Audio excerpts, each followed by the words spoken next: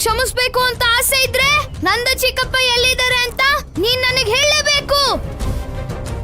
ಇಲ್ದಿದ್ರೆ ಈ ನನ್ ಗದೆಗೆ ಕೃಷ್ಣನ್ ಹಾಗೆ ಕ್ಷಮಿಸೋದೆಲ್ಲ ಗೊತ್ತಿಲ್ಲ. ಅಪ್ಪಿ ತಪ್ಪಿ ಯಾರೋ ನಿನ್ಗೆ ಬಲರಾಮ ಅಂತ ಹೆಸರಿಟ್ಟಿದ್ರೆ ಜಗತ್ನಲ್ಲೇ ನಿನಗಿಂತ ಬಲಶಾಲಿ ಯಾರು ಇಲ್ಲ ಅಂತ ಅನ್ಕೊಂಡ. ಈ ಗದೆಯಿಂದ ನನ್ನನ್ನು ತಡಿತೀಯ. ಈ ರಾಹುಗೆ ಆ ಸೂರ್ಯ ಚಂದ್ರರು ಹೆದರ್ತಾರೆ. ಬ್ರಹ್ಮದೇವನ ಆಶೀರ್ವಾದನ ಗೌರವಿಸೋದಕ್ಕೆ ಸೂರ್ಯ ಮತ್ತೆ ಚಂದ್ರ ನಿನಗೆ ಅಡ್ಡ ಬರೋದಿಲ್ಲ ಅಂದ್ರೆ ನಿನ್ನನ್ನೇ ನೀನು ದೊಡ್ಡ ಶಕ್ತಿಶಾಲಿ ಅನ್ಕೊಂಡ್ಬಿಟ್ಯಾ? ಇವತ್ತು ಈ ನನ್ ಗದೆಯಿಂದ ಏಟ್ ತಿಂದ್ಮೇಲೆ ನೀನ್ ಎಲ್ಲ ಭ್ರಮೆನೂ ದೂರ ಆಗ್ಬಿಡುತ್ತೆ ರಾಹು. ಮರದ ಗದೆ ಮತ್ತು ಬಾಯಲ್ಲಿ ಬೊಗಳೆ. ನಾನು ನೋಡ್ತೀನಿ ಈ ಮುಷ್ಟಿಯಷ್ಟಿನ ಗದೆ ಎಷ್ಟು ಹೊತ್ತು ರಾಹುವಿನ ಮುಂದೆ ನಿಲ್ಲುತ್ತೆ ಅಂತ.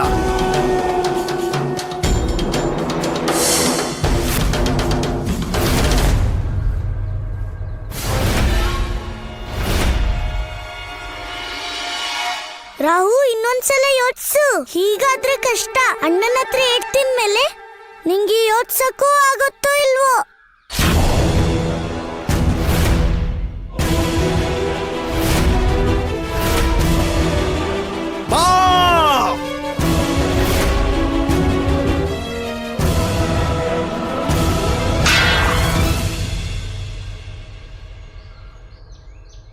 ಸರಿಯಾದ ಕೆಲಸ ಮಾಡಿದೆ.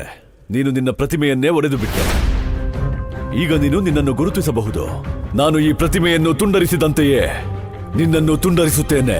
ಇಲ್ಲಿಂದ ಹೋಗಿ ಬಿಡು, ಅಥವಾ ಇಲ್ಲಿಂದ ನಾನು ಹೋದರೆ ಹೇಗೆ ಅರಿಯುವೆ ನಿನ್ನನ್ನು? ನನ್ನನ್ನೇ ಅರಿತುಕೊಳ್ಳಲು ನನಗೆ ಮತ್ತೆ ಯಾರದು ಅವಶ್ಯಕತೆ ಇಲ್ಲ. ಭಗವಂತ ನಾನು, ಭಗವಂತ ಕಂಸ. ಇನ್ನು ನೀನು ಭಗವಂತನಲ್ಲ.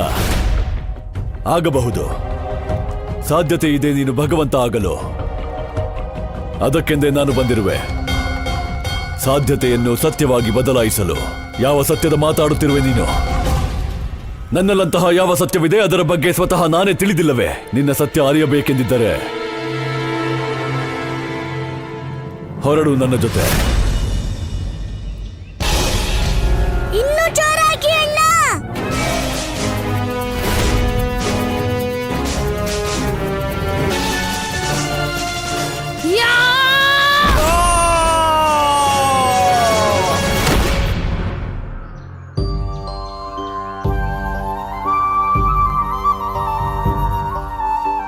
ಈ ರಾಹು ಗೋಕುಲಚಂದ್ರ ಜೊತೆ ನಡ್ಕೊಂಡಿದ್ದಕ್ಕೆ ಇದು ಬಹಳ ಕಡಿಮೆ ಅಣ್ಣ. ಅದಕ್ಕಿದು ಬಹಳ ಕಡಿಮೆ.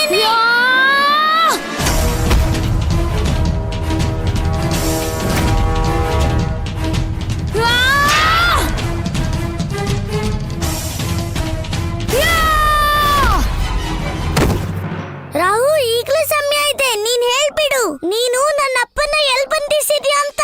ಕೃಷ್ಣ, ಇವನು ರಾಹು. ಇವನು ಒಳ್ಳೆ ಮಾತಿಗೆಲ್ಲ ಬಗ್ಗಲ್ಲ.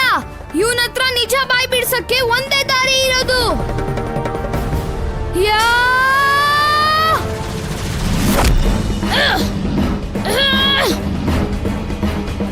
ರಾಹು, ನನ್ ಮರದ ಗದೆಯಿಂದ ನಿನಗೆ ಪೆಟ್ಟಾಗ್ತಿಲ್ಲ ತಾನೆ? ಈ ಬಲರಾಮ ನಿಜವಾಗ್ಲೂ ಅತಿ ಬಲಶಾಲಿನೇ.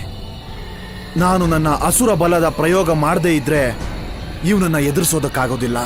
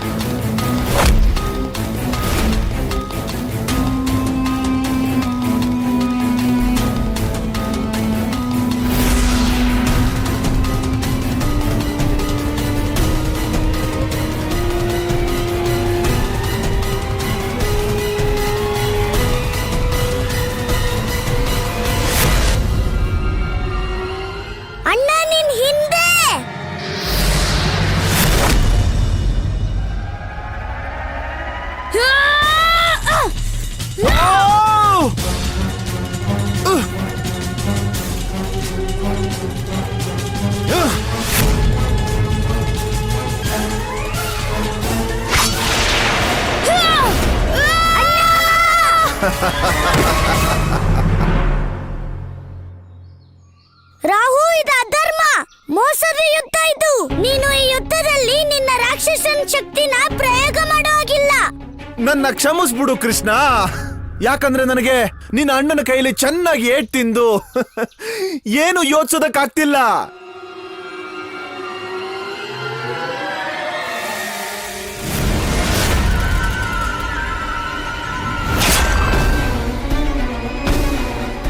ಅಣ್ಣ ಏಳು, ಅಣ್ಣ ಅಣ್ಣ ಏಳು. ಅಣ್ಣನ ಎದ್ರು ಯಾರ ರಾಕ್ಷಸನೂ ನಿಂತ್ಕೊಳಕ್ಕಾಗಲ್ಲ. ಆದ್ರೆ ಈ ರಾಹು ಎದ್ರು ಅಣ್ಣ ಯಾಕೆ ನಿಂತ್ಕೊಳಕ್ಕಾಗ್ತಿಲ್ಲ? ಅಣ್ಣ ಎದ್ದೋಳಣ್ಣ, ಅಲ್ಲಿ ಅಪ್ಪನ ಜೀವ ಅಪಾಯದಲ್ಲಿದೆ ಅಣ್ಣ. ಈಗ ಈ ರಾಕ್ಷಸನ್ನ ಸೋಲಿಸದೆ ಬಿಡಬೇಡ.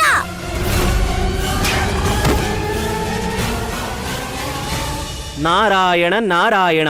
ಪ್ರಭು, ಯಾವ ಶೇಷನಾಗನು ಪೃಥ್ವಿಯ ಭಾರ ಹೊತ್ತಿದ್ದಾನೋ ಅವನು ರಾಹುವಿನ ಸಮ್ಮುಖ ಇಷ್ಟೊಂದು ಶಕ್ತಿಹೀನನಾಗಿ ಏಕೆ ಕಂಡುಬರುತ್ತಿದ್ದಾನೆ ಪ್ರಭು? ದೇವರ್ಷಿ, ಮನುಷ್ಯನ ಶರೀರಕ್ಕೆ ತನ್ನದೇ ಮಿತಿಗಳಿರುತ್ತವೆ. ಈ ವಿಷಯವು ಸತ್ಯವೇ. ಪೃಥ್ವಿಯ ಯಾವುದೇ ಜೀವವು ಶೇಷಾವತಾರನ ಶಕ್ತಿಯನ್ನು ಎದುರಿಸಲಾಗುವುದಿಲ್ಲ. ಆದರೆ ರಾಹು ಪೃಥ್ವಿಯವನಲ್ಲ. ಅವನು ಸೌರಮಂಡಲದ ಒಬ್ಬ ಶಕ್ತಿಶಾಲಿ ಗ್ರಹ. ಆದ್ದರಿಂದ ಅತ್ಯಂತ ಬಲಶಾಲಿಯಾಗಿದ್ದಾಗಲೂ ಬಲರಾಮ ರಾಹುವನ್ನು ಪರಾಜಯಗೊಳಿಸಲಾಗದು. ನಾರಾಯಣ ನಾರಾಯಣ. ಆದರೆ ಪ್ರಭು, ಈಗ ಶೇಷಾವತಾರನು ಅಧರ್ಮಿ ರಾಹುವನ್ನು ಪರಾಜಿತಗೊಳಿಸದಿದ್ದರೆ ಅವನ ಕರ್ಮಗಳಿಗೆ ಯಾರು ಶಿಕ್ಷೆ ಕೊಡುತ್ತಾರೆ ಪ್ರಭು? ದೇವರ್ಷಿ, ರಾಹುವನ್ನು ಕೇವಲ ಅವನೇ ಪರಾಜಿತಗೊಳಿಸಬಹುದು. ಯಾರ ಶಕ್ತಿಯ ವಿಸ್ತಾರ ಪೃಥ್ವಿಯ ಜೊತೆಗೆ ಅನಂತ ಬ್ರಹ್ಮಾಂಡವೂ ಆಗಿದೆಯೋ, ಯಾರು ಪೃಥ್ವಿಯಲ್ಲಿ ವಾಸಿಸುತ್ತಾನೋ ಹಾಗೂ ಯಾರಿಗೆ ಸೂರ್ಯ ಒಂದು ಮಾಗಿದ ಫಲದಂತೆ ಕಾಣಿಸಿತ್ತೋ ಅವನು. ಆದರೆ ಪ್ರಭು, ಅಂತಹವನು ಕೇವಲ ನಾರಾಯಣ ನಾರಾಯಣ.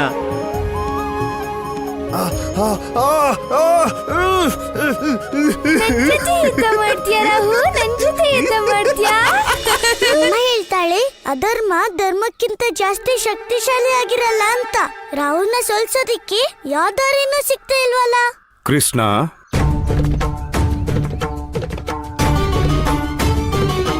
ನೀವಿಲ್ಲಿ? ಪ್ರಣಾಮ ಗುರುದೇವ. ಕೃಷ್ಣ,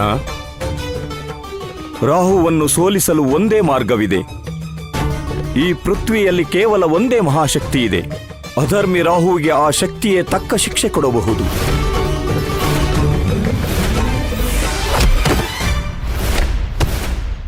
ಗುರುದೇವ, ನೀವು ಯಾವ ಶಕ್ತಿ ಬಗ್ಗೆ ಹೇಳ್ತಿದ್ದೀರಾ ಗುರುದೇವ? ಕೃಷ್ಣ, ಅವನೇ ಮಹಾಬಲಿ ಪರಮ ಶಕ್ತಿವಂತ ರುದ್ರಾವತಾರ ರಾಮಭಕ್ತ ಹನುಮಂತ. ರಾಮಭಕ್ತ ಹನುಮಂತ? ಆದ್ರೆ ಗುರುದೇವ, ಅವರು ತಮ್ಮ ಪ್ರಭು ಶ್ರೀರಾಮ ಹೋದ್ಮೇಲೆ ಅಜ್ಞಾತವಾಸ ಜೀವನ ಮಾಡ್ತಿದ್ದಾರೆ. ಮತ್ಯಾರಿಗೂ ಗೊತ್ತಿಲ್ಲ ಅವ್ರು ಎಲ್ಲಿದ್ದಾರೆ, ಯಾವ ರೂಪದಲ್ಲಿದ್ದಾರೆ. ನೀನು ಸತ್ಯ ಹೇಳಿದೆ ಕೃಷ್ಣ. ಆದರೆ ಈ ಜಗತ್ತಿನಲ್ಲಿ ಎರಡೇ ಸ್ಥಾನವಿದೆ. ಅದು ಪವನಪುತ್ರ ಹನುಮಂತನಿಗೆ ಪ್ರಿಯವಾದ್ದು. ಅಲ್ಲೇ ಬಹಳ ಸಮಯ ಅವರು ವಾಸ ಮಾಡುತ್ತಾರೆ. ಒಂದು ಅವರ ಆರಾಧ್ಯ ಅವರ ಪ್ರಭು ಶ್ರೀರಾಮನ ಜನ್ಮಭೂಮಿ ಅಯೋಧ್ಯೆ, ಮತ್ತು ಇನ್ನೊಂದು ಗೋವರ್ಧನ ಪರ್ವತ. ಗೋವರ್ಧನ ಪರ್ವತ?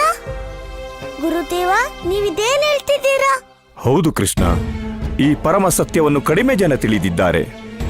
ಆದರೆ ಈ ಸಮಯ ರಾಮಭಕ್ತ ಹನುಮಂತ ಗೋವರ್ಧನ ಪರ್ವತದಲ್ಲಿ ತನ್ನ ಪ್ರಭು ಶ್ರೀರಾಮ ಬರುವ ಪ್ರತೀಕ್ಷೆ ಮಾಡುತ್ತಿದ್ದಾರೆ. ಪ್ರಭು ಶ್ರೀರಾಮರ ಪ್ರತೀಕ್ಷೆನ? ಆದ್ರೆ ಯಾಕೆ? ಇದು ಹಲವು ಯುಗಗಳ ಹಿಂದಿನ ವಿಷಯ. ಆ ಸಮಯದಲ್ಲಿ ಮನುಷ್ಯರ ಹಾಗೆ ಪರ್ವತಗಳು ಒಂದು ಸ್ಥಾನದಿಂದ ಇನ್ನೊಂದು ಸ್ಥಾನಕ್ಕೆ ಯಾತ್ರೆ ಮಾಡುತ್ತಿದ್ದವು. ಅಂತಹ ಒಂದು ಸಮಯದಲ್ಲಿಯೇ ಋಷಿ ಪುಲಸ್ತ್ಯ ಗೋವರ್ಧನ ಪರ್ವತವನ್ನು ತಮ್ಮ ಸಾಧನೆಗೆಂದು ಕಾಶಿಗೆ ಕರೆದೊಯ್ಯುತ್ತಿದ್ದರು. ಗಿರಿ ಗೋವರ್ಧನ, ನಾನು ಇಲ್ಲಿ ಬ್ರಜಮಂಡಲದಲ್ಲಿ ವಿಶ್ರಾಂತಿ ಮಾಡುವೆ. ನೀನು ವಿಶ್ರಾಂತಿ ಮಾಡು. ತಮ್ಮ ಇಚ್ಛೆ ಋಷಿವರ್ಯ. ಕೆಲ ಸಮಯದ ವಿಶ್ರಾಂತಿಯ ನಂತರ ಋಷಿ ಪುಲಸ್ತ್ಯನು ಗೋವರ್ಧನ ಪರ್ವತಕ್ಕೆ ತನ್ನ ಜೊತೆ ಬರಲು ಆದೇಶಿಸಿದರು. ಆದರೆ ಆಗ ಕ್ಷಮೆ ಬೇಡುತ್ತೇನೆ ಋಷಿವರ್ಯ. ಇಲ್ಲಿಂದ ಮುಂದೆ ಹೋಗುವುದಲ್ಲ, ಇಲ್ಲಿಂದ ಎದ್ದೇಳಲು ನಾನು ಅಸಮರ್ಥನಾಗಿದ್ದೇನೆ. ಗೋವರ್ಧನ, ನೆನಪಿರಲಿ, ನಿನ್ನ ತಂದೆ ನಿನ್ನನ್ನು ನನ್ನ ಸುಪರ್ದಿಗೆ ನೀಡಿದ್ದಾರೆ. ನೀನು ನನ್ನ ಜೊತೆ ಕಾಶಿಗೆ ಬರಲೇಬೇಕು. ಋಷಿವರ್ಯ, ನಾನು ನನ್ನ ಪಿತಾಶ್ರೀಯ ಆಜ್ಞೆ ತಿರಸ್ಕರಿಸೆನು, ನಿಮ್ಮದು ಕೂಡ. ಆದರೆ ನಾನು ವಿವಶನು, ತಿಳಿಯುತ್ತಿಲ್ಲ ನನ್ನಲ್ಲಿ ಇಷ್ಟೊಂದು ಭಾರ ಎಲ್ಲಿಂದ ಬಂದಿತೋ. ನನಗೆ ಇಲ್ಲಿಂದ ಅಲುಗಾಡಲು ಆಗುತ್ತಿಲ್ಲ. ಗೋವರ್ಧನ, ಇದು ನಿನ್ನ ವಿವಶತೆ ಅಲ್ಲ, ನಿನ್ನ ಉದ್ದಟತನ. ನನ್ನ ಆಜ್ಞೆಯನ್ನು ಪಾಲಿಸದೆ ನನ್ನನ್ನು ಅವಮಾನಿಸಿರುವೆ. ಅದಕ್ಕಾಗಿ ನಾನು ಋಷಿ ಪುಲಸ್ತ್ಯ ನಿನಗೆ ಶಾಪ ಕೊಡುತ್ತೇನೆ. ನೀನು ನಿನ್ನ ಸ್ಥಾನವನ್ನು ಎಂದಿಗೂ ಬದಲಾಯಿಸಲು ಸಾಧ್ಯವಿಲ್ಲ.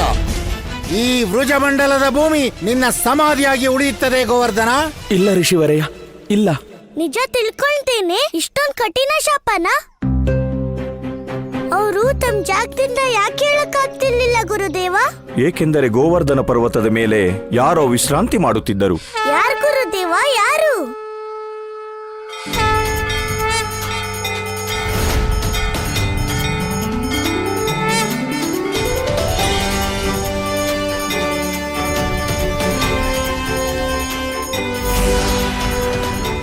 ಜೈ ಹನುಮಂತ, ಜ್ಞಾನಗುಣ ಸಾಗರ, ಜಯ ಕಪೀಶ ಮೂರು ಲೋಕದ ನೇಸರ.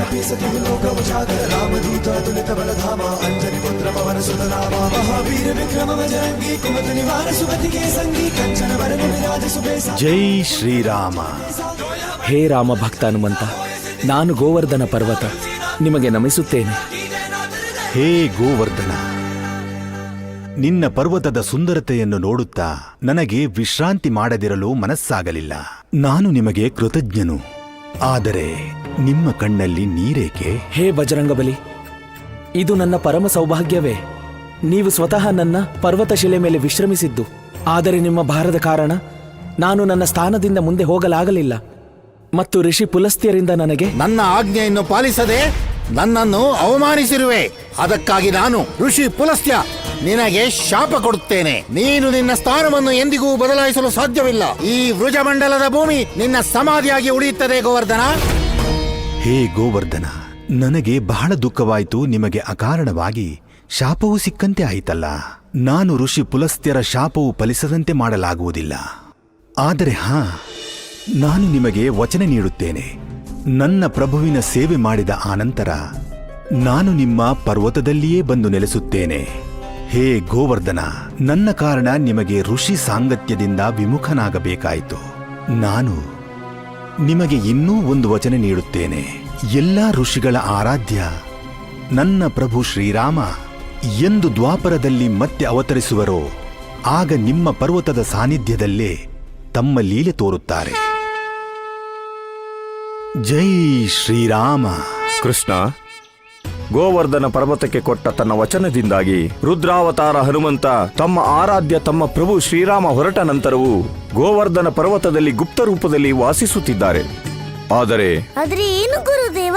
ಆದರೆ ಅವರು ಗೋವರ್ಧನ ಪರ್ವತದ ಯಾವ ಗುಹೆಯಲ್ಲಿದ್ದಾರೋ ಅದನ್ನು ಯಾರೂ ತಿಳಿದಿಲ್ಲ. ನೀವು ಚಿಂತೆ ಮಾಡ್ಲೇಬೇಡಿ ಗುರುದೇವ, ನಾನು ಹುಡುಕ್ತೀನಿ ರಾಮ ಭಕ್ತ ಹನುಮಂತನ್ನ. ಅವರು ಗೋವರ್ಧನ ಪರ್ವತದ ಯಾವ ಗುಹೆಯಲ್ಲಿ ವಾಸ ಮಾಡ್ತಿದ್ರು ಅವರನ್ನ ನಾನು ಹುಡ್ಕೊಂಡ್ ಬರ್ತೀನಿ. ಯಾಕಂದ್ರೆ ರಾಹುನ್ ತಡೆಯಕ್ಕೆ ಇದು ಒಂದೇ ದಾರಿ. ಪ್ರಣಾಮ ಗುರುದೇವ. ಅಂದರೆ ಇದರ ಅರ್ಥ ಯುಗಗಳ ನಂತರ ರುದ್ರಾವತಾರ ಹನುಮಂತನ ಪ್ರತೀಕ್ಷೆ ಇಂದು ಪೂರ್ತಿಯಾಗಲಿದೆ. ರಾಹು, ನೀನ್ ಎಷ್ಟೇ ಪ್ರಯತ್ನ ಮಾಡು, ಇವತ್ತಿನವರೆಗೂ ಜಗತ್ತಲ್ಲಿ ಯಾವ ಮೋಸಕ್ಕೂ ಗೆಲುವಾಗಿಲ್ಲ. ಇವತ್ತು ಆಗೋದಿಲ್ಲ.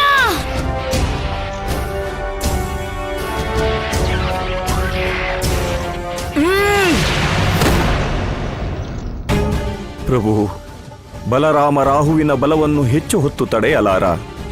ನೀವು ಶೀಘ್ರವೇ ರುದ್ರಾವತಾರ ಹನುಮಂತನ ಜೊತೆ ಮರಳಬೇಕು ನಾರಾಯಣ.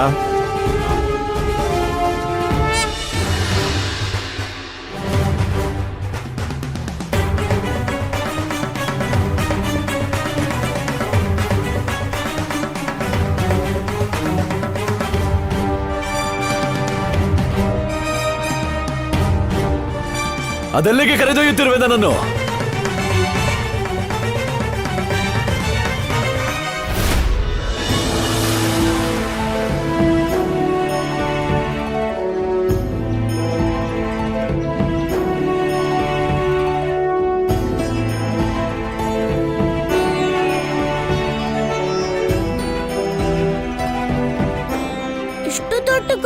ಗೋವರ್ಧನ ಪರ್ವತನ. ಈಗ ನಾನಿಷ್ಟು ದೊಡ್ಡ ಗೋವರ್ಧನ ಪರ್ವತದಲ್ಲಿ ಆ ಗುಹೆನ ಹುಡುಕ್ಲೇಬೇಕು. ಯಾದ್ರಲ್ಲಿ ಪವನ ಪುತ್ರ ಹನುಮಂತ ಇದ್ದಾರೇನೋ.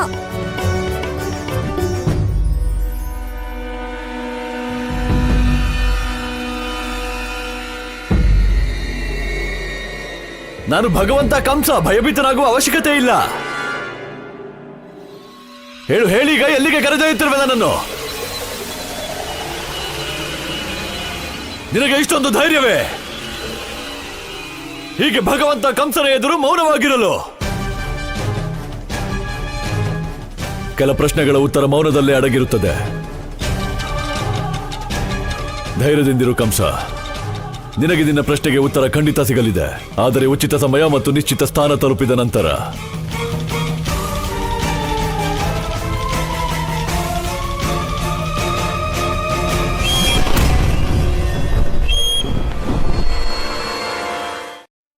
ರುದ್ರಾವತಾರ ಹನುಮಂತ, ಎಲ್ಲಿದ್ದೀರಾ ನೀವು? ರಾಮ ಭಕ್ತ ಹನುಮಂತ, ಎಲ್ಲಿದ್ದೀರಾ ನೀವು? ನಿಮ್ಗೆ ನನ್ ಧ್ವನಿ ಕೇಳಿಸ್ತಾ ಇದೆಯಲ್ವಾ? ತಳೆದೆಯದೆಯಲಿ ರಾಮ ಭಕ್ತಿ ಧಾಮ, ನಿನ್ನ ಹುಡುಕುತ್ತಲೆಂದು ಹರಿ, ನಿತ್ಯವೂ ನೀನು ಜಪಿಸುವ ರಾಮ ಹರಿ. ನಿನ್ನೆದೆಯೊಳು ಪ್ರೇಮದಿ ನಿಂತವನು, ರಮೆಯೊಡೆಯ ರಾಮನದೋ ಬರುತಿಹನು. ನಾಮ ಸ್ಮರಿಸೆ ಭಯ ಕಿತ್ತ ಸೆವವನು, ಬಜರಂಗ ಬಲಿ ರಾಮ ಭಕ್ತ ಹನುಮಂತ. ಬಂದಿಹ ನಿನ್ನ ಹುಡುಕುತ್ತಲೆಂದು ಹರಿ, ನಿತ್ಯವೂ ನೀನು ಜಪಿಸುವ ರುದ್ರಾವತಾರ ಹನುಮಂತ. ನಾರಾಯಣ ನಾರಾಯಣ. ಪ್ರಭು, ಹೀಗೆ ಸ್ವತಃ ಆರಾಧ್ಯನೆ ತನ್ನ ಭಕ್ತನನ್ನು ಕರೆದರೆ ಒಬ್ಬ ಭಕ್ತನಿಗೆ ಇದಕ್ಕಿಂತ ಶುಭ ಮತ್ತೇನೂ ಇರಲಾರದು. ಇದು ರುದ್ರಾವತಾರ ಹನುಮಂತನ ಜೀವನದಲ್ಲಿ ಎಲ್ಲಕ್ಕಿಂತ ಅಧಿಕ ಶುಭಗಳಿಗೆ. ಏಕೆಂದರೆ ಯುಗಗಳ ನಂತರ ಸ್ವಯಂ ಅವನ ಆರಾಧ್ಯ ಪ್ರಭು ಶ್ರೀರಾಮ ಅವನನ್ನು ಕರೆಯುತ್ತಿದ್ದಾನೆ. ನಾರಾಯಣ ನಾರಾಯಣ.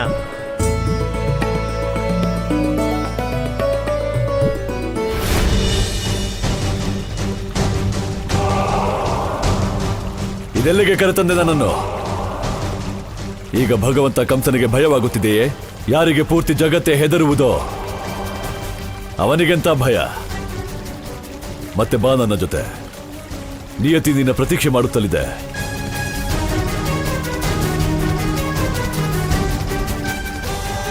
ಇದೇ ಆ ಸ್ಥಾನ ಕಂಸ. ಇಲ್ಲೇ ನಿನಗೆ ನಿನ್ನ ಪ್ರಶ್ನೆಗಳ ಉತ್ತರ ಸಿಗಲಿದೆ.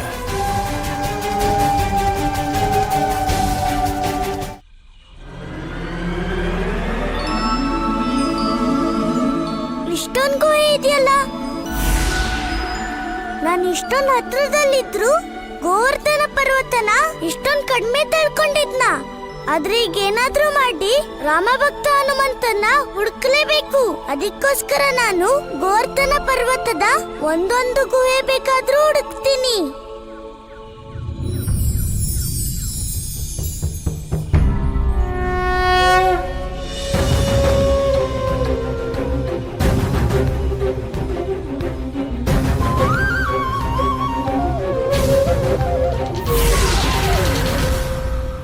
ಬಜರಂಗ ಬಲಿ, ನನ್ಗೆ ದರ್ಶನ ಕೊಡಿ ಬಜರಂಗ ಬಲಿ. ನನ್ನ ಅಣ್ಣನ ಜೀವ ಬಹಳ ದೊಡ್ಡ ಅಪಾಯದಲ್ಲಿದೆ. ನನ್ಗೆ ಸಹಾಯ ಮಾಡಿ ಬಜರಂಗ ಬಲಿ, ದಯವಿಟ್ಟು ನನ್ಗೆ ಸಹಾಯ ಮಾಡಿ. ಹೇ ಪವನಪುತ್ರ ಹನುಮಂತ, ನೀವು ಸತ್ಯ ಹೇಳಿದ್ದೀರಿ.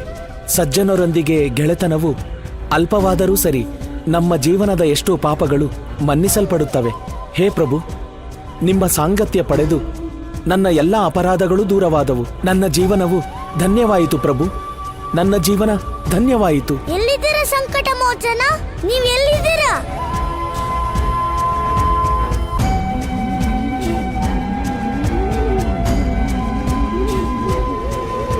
ಬಜರಂಗ ಬಲಿ, ಬಜರಂಗ ಬಲಿ, ಬಜರಂಗ ಬಲಿ ಯಾವ ಗುಹೆಯಲ್ಲೂ ಇಲ್ವಲ್ಲ. ಅವ್ರು ಯಾವ ಗುಹೆಯಲ್ಲಿರ್ಬೋದು?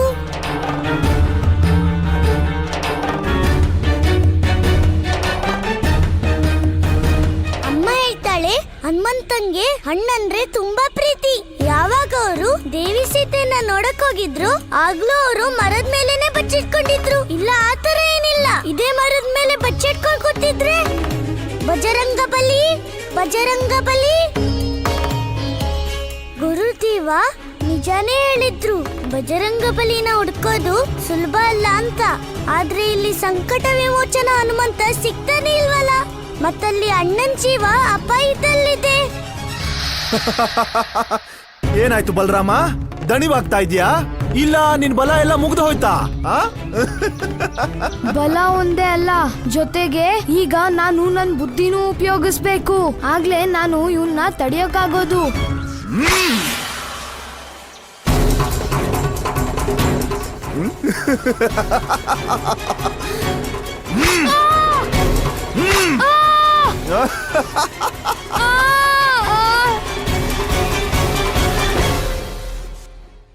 ಈಗ ನಾನೇನ್ ಮಾಡ್ಲಿ?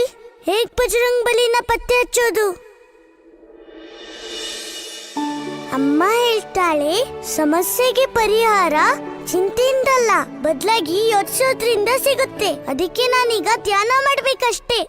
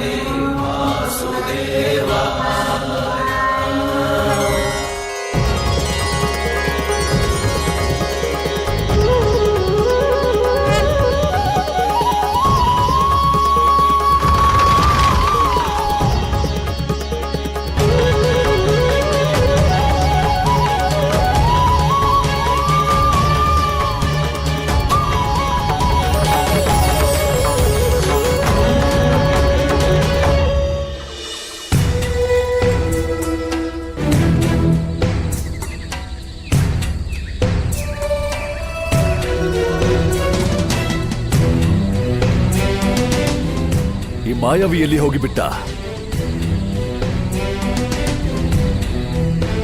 ಇದು ಯಾವುದೋ ಷಡ್ಯಂತ್ರ ಅಲ್ಲ ತಾನೆ? ಆದರೆ ಈ ಸ್ಥಳ ಅನಿಸುತ್ತಿದೆ ನಾನು ಮೊದಲು ಇಲ್ಲಿ ಬಂದಿದ್ದೇನೆ.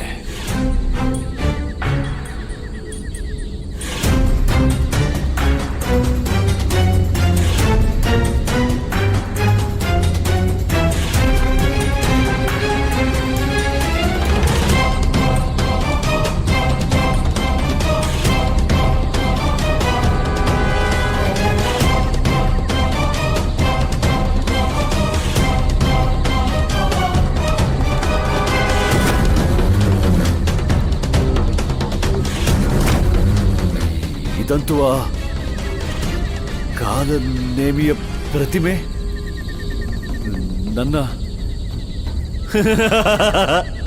ನನ್ನ ಹಾಗೆಯೇ ತನ್ನ ಪ್ರತಿಮೆ ಮಾಡಿಸಿದ್ದಾನೆ ಆ ಕಾಲ. ಆದರೆ ಹೀಗೇಕೆ ಅನಿಸುತ್ತಿದೆ, ನಾನು ಇದನ್ನು ಮೊದಲೇ ನೋಡಿದ್ದೇನೆ. ಎಲ್ಲಿ ನೋಡಿದ್ದೆ ಇವನನ್ನು? ಎಲ್ಲಿ ಅಲ್ಲ ಕಂಸ, ಯಾವಾಗ ಎಂದು ಕೇಳು. ಎಂದಿನಿಂದ ನೋಡಿರುವೆ ಇವನನ್ನು? ಯಾರು? ಯಾರಲ್ಲಿ? ನನ್ನ ಎದುರು ಏಕೆ ಬರುತ್ತಿಲ್ಲ? ನಾನು ಎಂದು ನೋಡಿದ ಇವನನ್ನು? ನೆನಪು ಮಾಡಿಕೋ ಕಂಸ, ಇದು ಸಹಸ್ರ ವರ್ಷಗಳಿಗೂ ಮೊದಲಿನ ವಿಷಯ.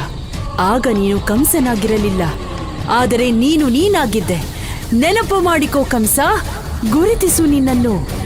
ನೆನಪು ಮಾಡಿಕೋ ಕಂಸ, ಇದು ಸಹಸ್ರ ವರ್ಷಗಳಿಗೂ ಹಿಂದಿನ ವಿಷಯ. ಆಗ ನೀನು ಕಂಸನಾಗಿರಲಿಲ್ಲ, ಆದರೆ ನೀನಾಗಿದ್ದೆ. ನೆನಪು ಮಾಡಿಕೋ ಕಂಸ, ಗುರುತಿಸು ನಿನ್ನನ್ನು. ಏಳು ಕಂಸ, ಏಳು. ಈಗ ಭಯಭೀತನಾಗಬೇಡ, ಭಯಪಡಿಸುವ ಸಮಯ ಬಂದಿದೆ. ನಿನ್ನ ಅಂತ್ಯಕ್ಕೆ ಪ್ರತೀಕಾರ ತೆಗೆದುಕೊಳ್ಳುವ ಸಮಯ ಬಂದಿದೆ.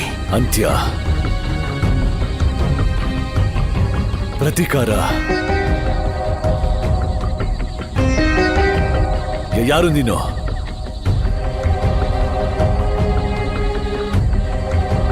ನಾನೇ. ನಾನು ನಿನ್ನ ಶಕ್ತಿ ಕಂಸ. ನಾನೇ ನಿನ್ನನ್ನು ಇಲ್ಲಿ ಕರೆಸಿದ್ದು, ಮತ್ತು ನಾನು ಮಾತ್ರ ನಿನಗೆ ಹೇಳಬಲ್ಲೆ ನಿನ್ನ ಸತ್ಯವೇನೆಂದು. ನನ್ನ ಸತ್ಯ? ಏನು ನನ್ನ ಸತ್ಯ? ಎಂತಹ ಸತ್ಯ? ನನಗೆ ಗೊತ್ತಿದೆ ನಿನ್ನ ಸತ್ಯ. ನೀನು ಅವಶ್ಯವಾಗಿ ಆ ವಿಷ್ಣುವಿನ ಯಾವುದೋ ಮಾಯೆ.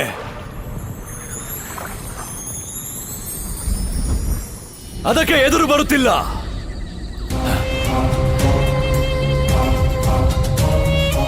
ಓ ಚಕ್ರಧಾರಿ, ನನಗೆ ಅರ್ಥವಾಗಿದೆ ನಿನ್ನ ಸತ್ಯ.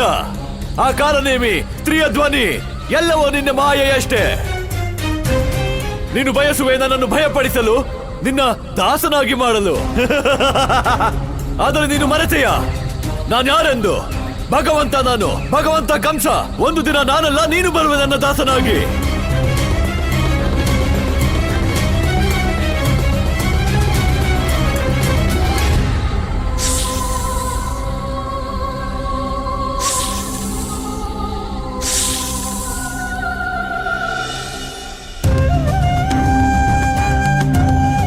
ನನ್ಗನ್ಸ್ತಾ ಇದೆ ಈ ಗುಹೆ ಕಣಕಣನು ಶ್ರೀರಾಮನ ಭಕ್ತಿ ರಸದಲ್ಲಿ ಮುಳುಗೋಗಿದೆ. ಅಮ್ಮ ಸತ್ಯ ಹೇಳ್ತಾಳೆ, ಹನುಮಂತನ್ಗಿಂತ ದೊಡ್ಡ ರಾಮ ಭಕ್ತ ಈ ಜಗತ್ತಲ್ಲೇ ಯಾರು ಇಲ್ಲ. ಈ ಹನುಮಂತ ಎಲ್ಲೋಗ್ಬಿಟ್ನಪ್ಪ? ಅವಾಗಿಂದ ಹುಡುಕ್ತಾ ಇದ್ದೀನಿ.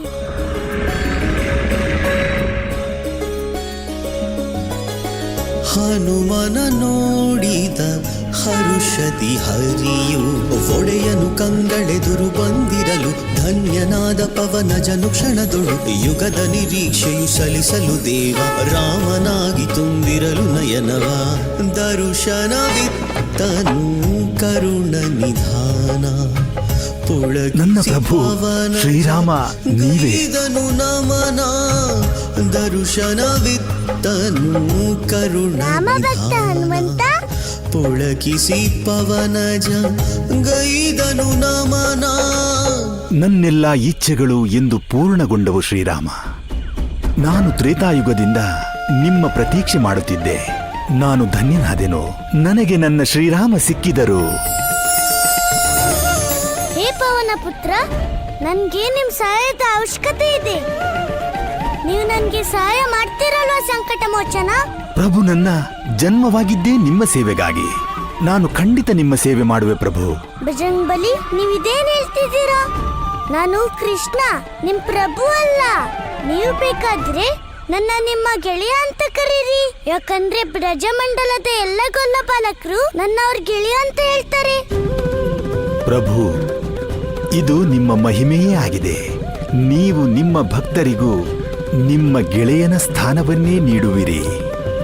ಗೆಳೆಯ ಹನುಮಂತ, ನೀವೇನ್ ಯೋಚಿಸ್ತಿದ್ದೀರಾ? ನನ್ನ ಅಣ್ಣನ ಜೀವ ಅಪಾಯದಲ್ಲಿದೆ. ಅದಕ್ಕೆ ನೀವು ಬೇಗ ಬನ್ನಿ. ನಿಮ್ಮ ಆಜ್ಞೆ ಪ್ರಭು. ಜೈ ಶ್ರೀರಾಮ.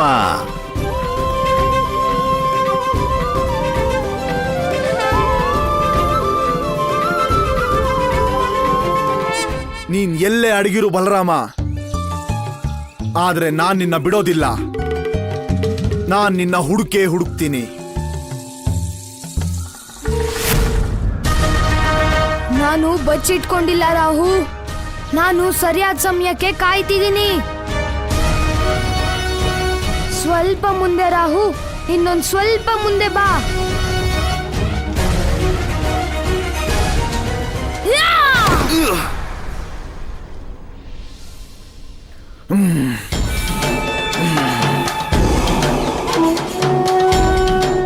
ಬಲರಾಮ, ಇಷ್ಟು ಹೊತ್ತು ನೀನು ಚಿಕ್ಕ ಹುಡುಗ ಅನ್ಕೊಂಡೆ ನಾನ್ ನಿನ್ನ ಕ್ಷಮಿಸ್ತಾ ಬಂದೆ. ಆದ್ರೆ ಈಗ ನಿನಗೂ ಅರ್ಥ ಆಗತ್ತೆ ನನ್ನನ್ನ ಯಾಕೆ ರಾಹು ಅಂತಾರೆ ಅಂತ.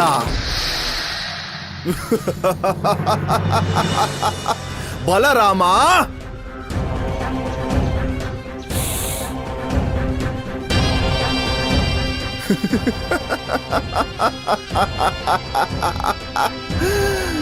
ಏನ್ ನೋಡ್ತಿದ್ಯಾ ಬಲರಾಮ? ನೀನ್ ಎಷ್ಟೇ ಅಧರ್ಮನ ತಡೆಯೋದಕ್ಕೆ ಪ್ರಯತ್ನ ಪಟ್ರು ಅದು ಅಷ್ಟೇ ಹೆಚ್ಚಾಗತ್ತೆ. ರಾಹು, ಅಧರ್ಮ ಹೆಚ್ಚಾಗ್ತಾ ಇಲ್ಲ, ಬದಲಾಗಿ ಸೋತ್ ಹೋಗ್ತಾ ಇದೆ. ಯಾಕಂದ್ರೆ ಒಬ್ಬ ಬಾಲಕನ್ನ ಎದುರಿಸೋದಕ್ಕೆ ನಿನಗೆ ಮೂರು ರೂಪ ಬೇಕಾಗ್ತಾ ಇದೆ. ಹೌದಾ? ಒಬ್ಬ ರಾಹುವನ್ನೇ ತಡೆಯೋದಕ್ಕಾಗ್ತಿಲ್ಲ ನಿನಗೆ? ಈಗ ಮೂರು ರಾಹುವನ್ನ ಹೇಗೆ ತಡಿತೀಯ ಬಲರಾಮ? ಕೃಷ್ಣ ಹೇಳ್ತಾನೆ, ಧರ್ಮನ ಯಾರು ರಕ್ಷಣೆ ಮಾಡ್ತಾರೋ ಧರ್ಮ ತಾನೇ ಅವ್ರ ರಕ್ಷಣೆ ಮಾಡುತ್ತೆ. ಹೌದಾ? ಹಾಗಿದ್ರೆ ನಾನು ನೋಡ್ತೀನಿ ಧರ್ಮ ಹೇಗೆ ನಿನ್ನನ್ನು ರಕ್ಷಣೆ ಮಾಡುತ್ತೆ ಅಂತ.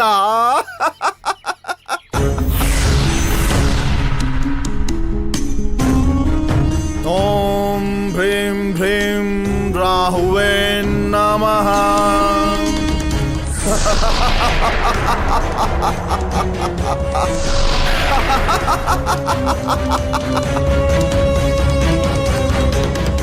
ಹೇ ನಾರಾಯಣ, ನೀವು ಎಲ್ಲಿದ್ದೀರಿ ಪ್ರಭು? ಶೀಘ್ರವಾಗಿ ಬನ್ನಿ ಪ್ರಭು, ಶೀಘ್ರವಾಗಿ ಬನ್ನಿ.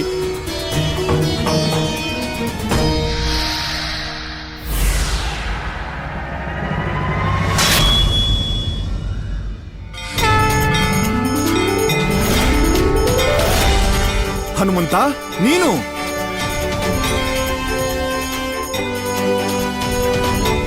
ಅಣ್ಣ ಅಣ್ಣ, ನಿನ್ಗೇನಾಗಿಲ್ಲ ಅಲ್ಲ? ಹಾ ಕೃಷ್ಣ. ಜೈ ಶ್ರೀರಾಮ. ಹನುಮಂತ, ನೀನ್ ಇಲ್ಲಿಗೆ ಯಾಕೆ ಬಂದೆ? ನಮ್ ಜೊತೆ ನಿಲ್ಲಕ್ಕೆ ಮತ್ ನಿನ್ ತಪ್ಪಿಗೆ ನಿನ್ಗೆ ಶಿಕ್ಷೆ ಕೊಡಕ್ಕೆ. ನಿನ್ನ ಸಹಾಯಕ್ಕೆ ಅಂದ್ರೆ? ರಾಹು, ನೀನು ಕಂಸಮಾವಂಗೆ ಸಹಾಯ ಮಾಡೋಕೆ ಅಂತ ಬಂದ್ಮೇಲೆ ಬಜರಂಗ್ ಬಲಿ ನಮ್ಗ್ ಸಹಾಯ ಮಾಡೋಕೆ ಅಂತ ಯಾಕೆ ಬರ್ಬಾರ್ದು ಅಲ್ವಾ ಬಜರಂಗ ಬಲಿ?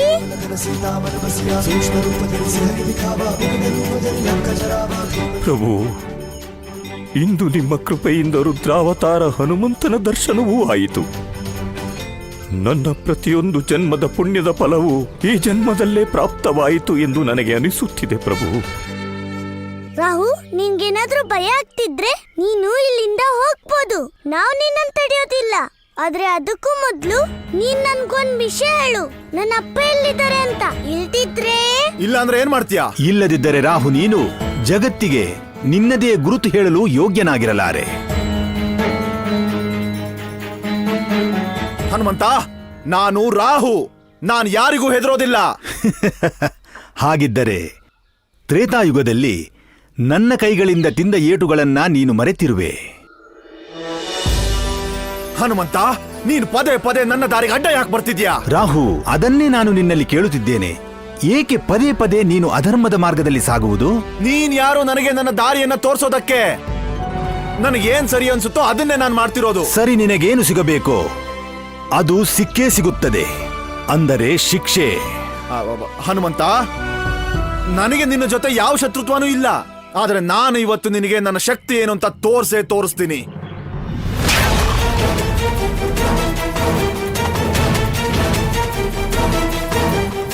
ಜೈ ಶ್ರೀರಾಮ.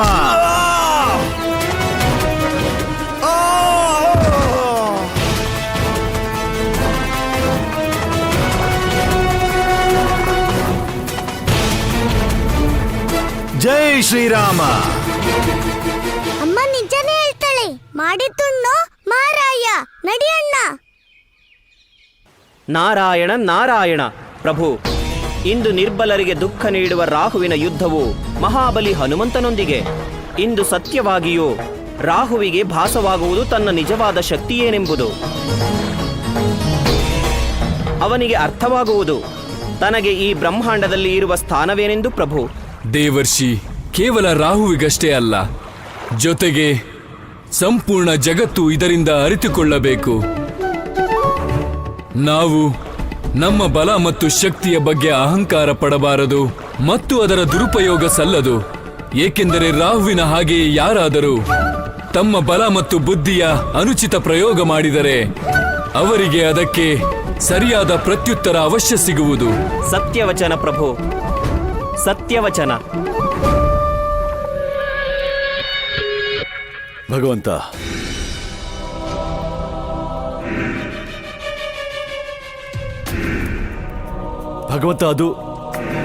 ಭಗವಂತ ಅದು ಮಾಯ ರಚಿಸುತ್ತಿದ್ದಾನೆ. ಎಂದಿಗೂ ನಾನು ನನ್ನ ಸೋದರಿಯ ಅಷ್ಟಮ ಪುತ್ರನನ್ನು ತಲುಪಬಾರದೆಂದು, ಅವನ ಮಾಯೆಯಲ್ಲಿ ಮರುಳಾಗಿ ನನ್ನ ಮಾರ್ಗದಿಂದ ವಿಮುಖನಾಗಲೆಂದು.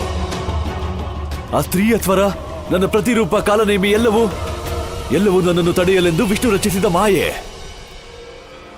ಓ ಚಕ್ರಧಾರಿ ವಿಷ್ಣು, ನೀನು ಎಷ್ಟು ಪ್ರಯತ್ನ ಮಾಡಬೇಕೋ ಮಾಡಿಬಿಟ್ಟೆ. ಈಗ ನೀನಲ್ಲ, ನಾನು ತಡೆಯುವೆ ನಿನ್ನನ್ನು. ಮತ್ತು ನಿನ್ನನ್ನು ತಡೆಯಲು ಒಂದೇ ಮಾರ್ಗವಿದೆ. ನಿನ್ನ ಅಂಶ ಆ ಬಾಲಕರನ್ನು ಹುಡುಕಿ ಬಂಧಿಸುವುದು ಮತ್ತು ಅವನ ಅಂತ್ಯ ಮಾಡುವುದು.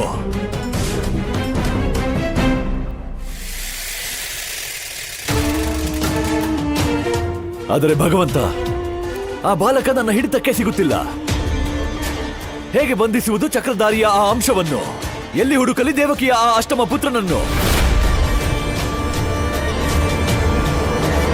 ಭಗವಂತ ಭಗವಂತ ಭಗವಂತ ಈಗೇನು ಕೆಟ್ಟ ಸಮಾಚಾರ ತಂದಿರಿ ನೀವಿಬ್ಬರು? ಭಗವಂತ, ರಾಹುವಿನ ಗುಟ್ಟು ರಟ್ಟಾಗಿದೆ ಭಗವಂತ.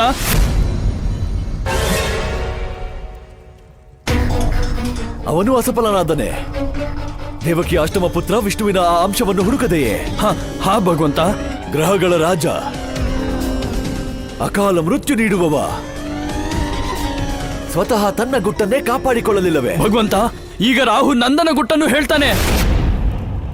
ಈಗ ಆ ನಂದರಾಜನ್ನ ಏನ್ ಮಾಡೋದು? ನಂದ,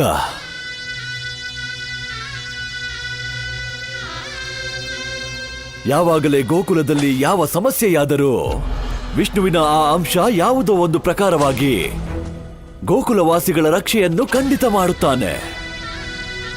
ಅದರ ಅರ್ಥ ಈಗ ನಂದನ ಜೀವನ ಅಪಾಯಕ್ಕೆ ಸಿಲುಕಿದರೆ ಆಗ ವಿಷ್ಣುವಿನ ಆ ಅಂಶ ಅವನ ರಕ್ಷಣೆಗೆ ಬರುತ್ತಾನೆ.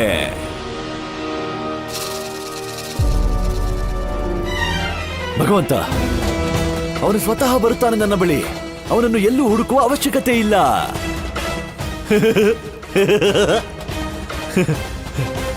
ಈ ಚಿಕ್ಕ ವಿಷಯ ಅರಿಯಲು ಇಷ್ಟೊಂದು ಸಮಯ?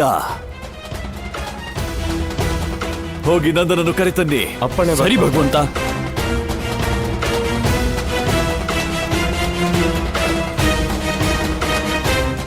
ವಂಚಕ ವಿಷ್ಣುವಿನ ಆ ಅಂಶ ದೇವಕಿಯ ಅಷ್ಟಮ ಪುತ್ರನನ್ನು ಹುಡುಕಲು ಮೀನಿನ ಗಾಳ ಆಗುತ್ತಾನೆ ನಂದ.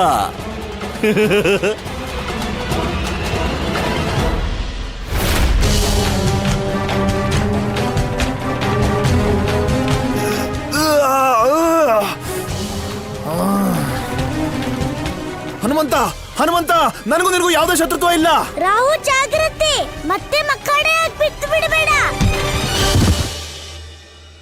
ಬಜರಂಗ ಬಲಿ, ನಾನು ತುಂಬಾ ಗದೆಗಳನ್ನ ಬಳಸಿದೀನಿ, ಆದ್ರೆ ಗದೆಯಿಂದ ಇಂಥ ಹೊಡ್ತ ನಾನ್ ಇವತ್ತಿನವರೆಗೂ ನೋಡೇ ಇಲ್ಲ. ಇನ್ಮೇಲೆ ಗದೆ ಬಳಸೋದನ್ನ ನಾನು ನಿಮ್ ಹತ್ರನೇ ಕಲಿತೀನಿ.